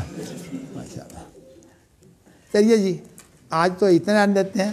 آپ جو سوال کریں وہ اس سبق سے متعلقہ کریں. یہ میں نے آپ کو یہ بتا دیا کہ یہ اصل میں ہر چیز کا ایک ظاہر ہوتا ہے اور ایک باطن ہوتا ہے. اچھا یہ سبق سے متعلق ہے، یہ جو سجدہ ہے سورج چاند وغیرہ، جا اس کے بارے میں ایک رائے یہ ہے کہ یہ یہاں سے اللہ کا امر مراد ہے، یعنی یہ جس طرح یہ طلوع غروب پہ ان کی کیفیت ہے، یہی سجدہ ہے ان کا، یعنی تکوینی انداز میں. بالکل، یہ بالکل غلط ہے. یہی وہ تعبیریں ہیں جامعہ کی جن سے ہم بچنا چاہتے ہیں. اچھا یعنی اس کو ہم بھئی آپ فلسفہ سائنس کی اگر بات کریں گے، فلسفہ سائنس جامع کہاں سے جامع بنے ہیں؟ اس دور کے فلسفے سے بنے ہیں، اور آج اسی کی ترقی یافتہ شکل ہے فلسفے کی. کوئی نیا فلسفہ تو نہیں آیا. دیکھیے وہ لوگ اتنے عقیدت مند ہیں کہ آج بھی اس کو افلاطون کو اور ارسطو کو نہیں چھوڑیں گے. یعنی ہم اسے حقیقت پر ہی محمول ہیں. جی بس ہمارے ہاں جو ہے وہ حقیقت ہے، ہم جو ہے تعویلیں نہیں کرتے، اس لیے کہ فلسفہ جو ہے وہ ہمارے نزدیک اس کا تعلق ہی نہیں ہے. اصل میں آپ کو بتا چکا ہوں فلسفہ کا حق و باطل سے کوئی تعلق ہی نہیں ہے، اور ہماری جتنی بات ہے شریعت کی وہ حق و باطل کی ہے. تو اس لیے یہاں ہم مانتے ہیں، چونکہ اللہ نے کہا ہے ہم مانتے ہیں کہ سورج سجدہ کرتا ہے. لیکن آپ کو ابھی بتایا نا وہ جو آیت سورۃ حج کی آپ نے پڑھی ہے، اس کے اندر سورج چاند کے علاوہ اللہ نے یہ کہا ہے بدواب وہ 4 پائے بھی اللہ کو سجدہ کرتے ہیں. حالانکہ آپ دیکھتے ہیں 4 پائے 24 گھنٹے آپ کے یہاں بندے ہوتے ہیں، تو سجدہ کرنے کے وہ کب جاتے ہیں سجدہ کرنے کے لیے؟ یہ اصل میں نبی اکرم صلی اللہ علیہ وسلم نے جو بات کہی ہے نا وہ ظاہر کے اعتبار سے کہی ہے کہ سورج جا کر سجدہ کرتا ہے. یہاں لفظ جو جا کر ہے نا یہ بھی ظاہر کے اعتبار سے ہے. ظاہر کی تو طویل ہے، پھر بھی طویل ہی کیا یہ جا کے سجدہ کرتا ہے، یعنی آپ یہاں کہہ رہے ہیں اس کو حقیقت پر محمول نہ کیا. میں آپ کو بتاؤں، ویسے لفظ تعبیر برے معنی میں اس وقت ہوتا ہے جب ہم جو نہیں طویل بمعنی تحریف. دیکھیے تعبیر بمعنی تعریف برا ہے، لیکن ویسے تعبیر بری نہیں ہے. تعبیر کا معنی یہ ہے کہ اس کا، اب دیکھیے نا ایک آدمی یہ کہتا ہے مثال طور پر ابن تیمیہ وغیرہ کا یہ ذہن ہے کہ جو ہے نا اللہ علم کے اعتبار سے انسان کے ساتھ ہوتا ہے. شیخ ابن باز بھی یہی کہتے ہیں. یہ تعبیر غلط نہیں ہے، کیونکہ ہے تو تعبیر یہ بھی علم کے اعتبار سے، ایک تعین ہے. لیکن وہ محمد صالح عثیمین نے جو ہے وہ تعبیر نہیں کی. وہ کہتے ہیں بس اتنا ہی کہو کہ اللہ بندے کے ساتھ ہوتا ہے. بس نہیں، انہوں نے اس کی تشریح کی ہے. ویسے انہوں نے کہا کہ وجود دونوں جگہ پر حقیقی ہے، لیکن اس طرح نہیں جس طرح جامع کہتے ہیں. جامع تو کہتے ہیں اللہ ہر جگہ ہے، وہ اس کی تردید کر کے کہتے ہیں کہ اللہ کا وجود جو ہے وہ عرش پر بھی ہوتا ہے، اور اسی حالت میں اس کا وجود جو ہے وہ ہارے کے ساتھ بھی ہوتا ہے. وہ ماں کو میں نے معقول نہیں، میں نے آپ کو بتایا کہ یہ اصل میں نے آپ کو اس کی توجیہ بتا دی ہوئی ہے کہ یہ جگہ اور یہ جو وقت ہے نا یہ اصل میں اللہ کے اوپر حاکم نہیں ہے. اللہ کسی کا پابند نہیں، کسی اصول کا وہ نہیں، اللہ پابند تو ہے، جو نظام اللہ نے بنایا ہے، جو وعدے کیا اللہ ان کا پابند ہے. اس لیے یہ لفظ بھی نہیں ٹھیک. آپ یوں کہیں کہ اللہ ان کو زیادہ بہتر جانتا ہے اپنے بس یہی لفظ ٹھیک ہے کہ اللہ بہتر جانتا ہے. اللہ عالم بھی مرادی ہی، اللہ بہتر جانتا ہے اپنی مراد. تو اس لیے لیکن اگر کسی کے ذہن میں آ جائے یہ بات، جیسے کہ آج کے ذہن میں کوئی بات جو ہے وہ کسی کے ذہن میں آ جائے تو وہ کر سکتا ہے اس طرح کی بات. یعنی اتنی سی تعبیر جو ہے یہ اس کی گنجائش ہے، بات سمجھ آ جائے. بات سمجھ آ جائے. اب میں نے آپ کو جو ہے وہ یہی تعبیر کی ہے، وہ تعبیر نہیں کی جو جامعہ اور معتزلہ وغیرہ کی ہے یا اشارہ کی ہے. چلیے جی، آپ سے بس ایک ہی میری درخواست ہے کہ جس طرح میں تیاری کر کے آتا ہوں نا ان چیزوں کی، آپ بھی ذرا اپنا شوق جو ہے وہ ایسے ہی رکھیں. میرے خیال میں